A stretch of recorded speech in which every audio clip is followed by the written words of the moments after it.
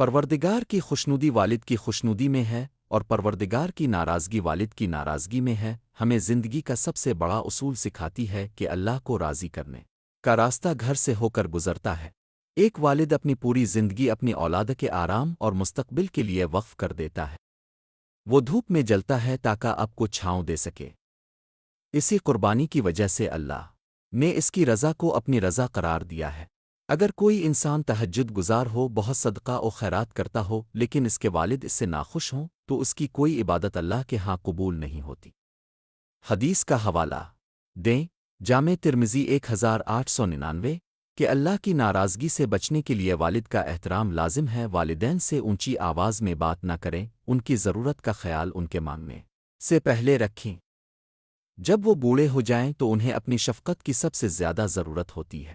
اللہ جن کے والدین زندہ ہیں انہیں ان کی خدمت کی توفیق دے، اور جن کے والدین وفات پا چکے ہیں ان کی قبروں کو جنت کا باغ بنا دے۔ آمین سم آمین۔ اگر آپ کو یہ ویڈیو پسند آئی ہو تو اسے صدقہ جاریہ سمجھ کر شیئر کریں اور ہمارے چینل کو سبسکرائب کریں۔